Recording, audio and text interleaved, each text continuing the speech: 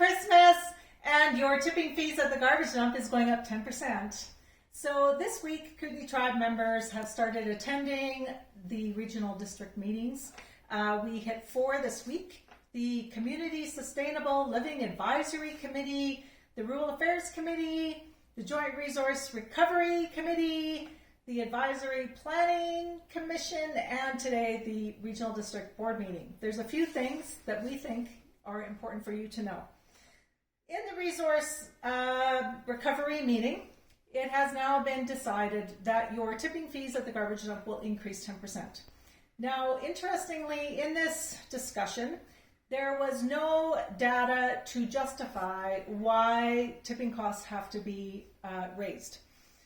They did acknowledge that there is $1 million that is going to Recycle BC to recycle products, and the whole point of this program was that the recycling was supposed to cover the costs of this program.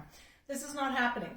And as a result, we are now having to subsidize the cost of this recycling program, which interestingly enough, nobody ever talked about, hey, maybe we should hold Recycle BC accountable. No, the conversation that happened had Director Jackman stating that, well, we need to raise taxation. I can't imagine us even holding this up. And then Director Ferguson stated, well, increasing the cost of garbage actually causes a reduction of garbage. So I personally find that one a little offensive because I think we're all adults and we are all approaching recycling and the reduction of garbage as responsibly as possible. And to be suggesting that, oh, if they charge us more money, we'll be more responsible with our garbage is kind of the same as, well, let's just carbon tax you and that's going to change the global emissions. It's kind of an argument I'm not really buying. So we now have this increased taxation or increased cost. And the rationale was that, well, if we do this, then we don't have to increase taxes. Except they are increasing taxes. Last year, depending on your area, your taxes went up between 6 and 10%. The budget's coming out next year. They're already going to be increasing taxes. So this circular argument where, oh, we'll increase the tipping fees because then we don't have to increase your taxes, but then when it comes time to increase your taxes, they do it anyway.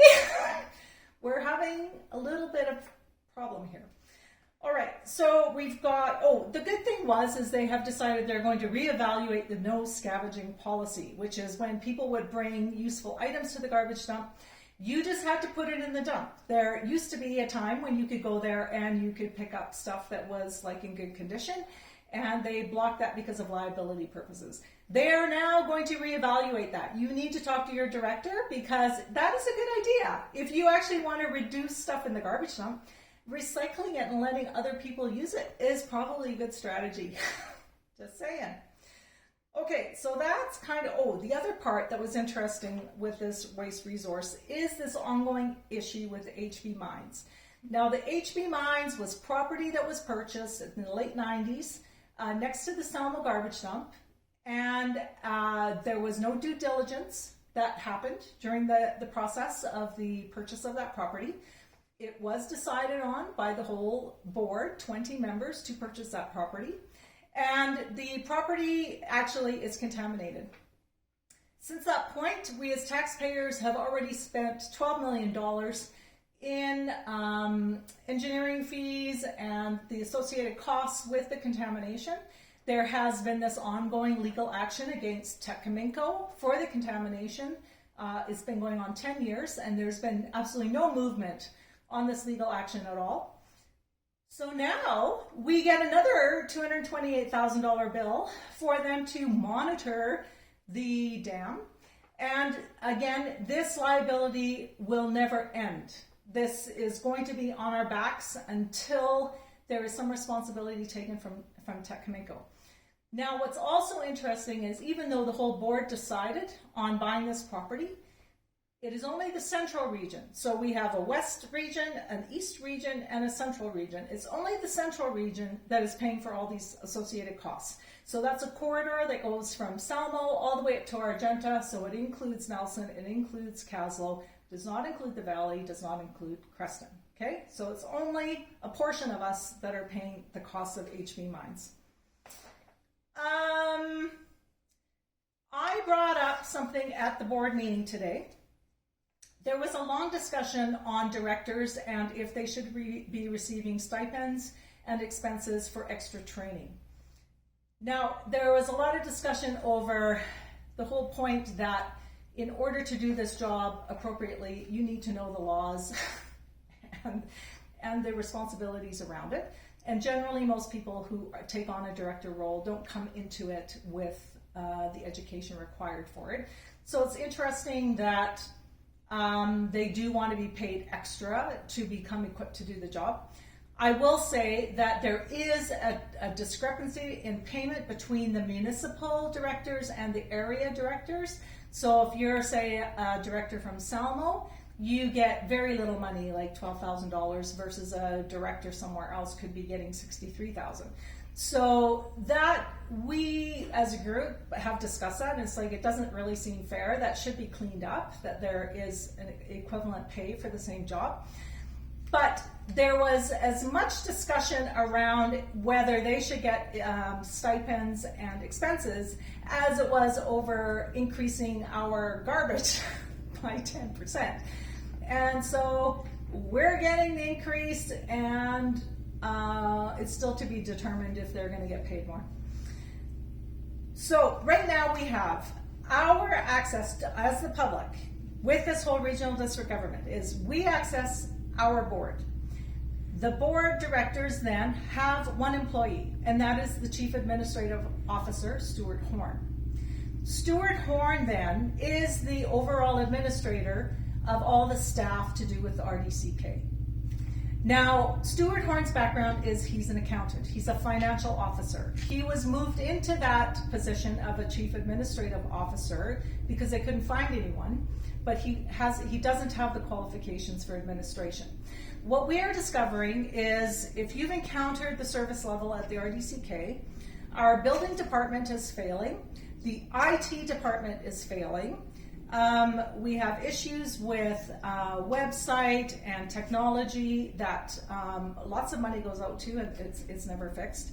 We have issues with, if you look in quarterly reports from the regional district, you can see this running commentary that the services and projects that they're supposed to be managing are just, it's not happening. So administratively, we're not doing well in the building. We have this huge capacity of staff, we have this huge increase of taxation, and the efficiency level of that building is very low. So I brought up at the end of the board meeting today, there's a question and answer period for the public to be able to ask questions of the board. So my question was, because the board has asked us as the public to engage with them, so we have had meetings, we email them, we have town halls, we have pamphlets, we have private meetings with them. We are doing everything we can to communicate to the board what is important to us. And we are not seeing that impact is having any influence. And so really the only thing that we can do as members of the public with the board is election time and voting people in or out.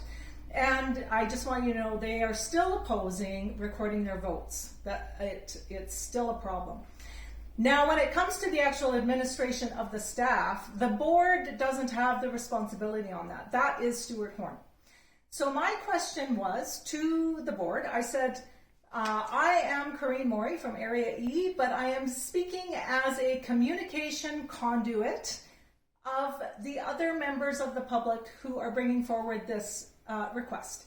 And because we are seeing that the actual function of the services and the administration is not going well, what is the process to replace Stuart Horn?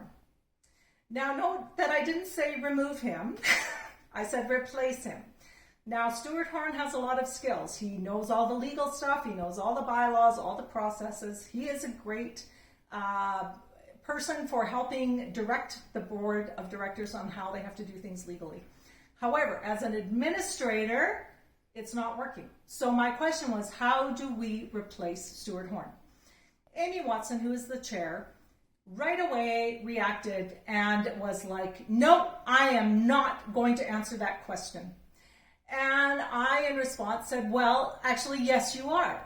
Because as a member of the public, I have the right to ask a question. And this is about process.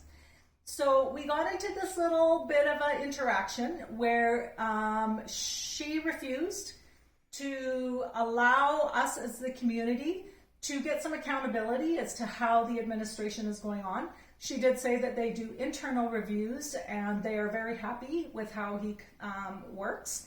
Well, that's fair, but our position as the public indicates otherwise.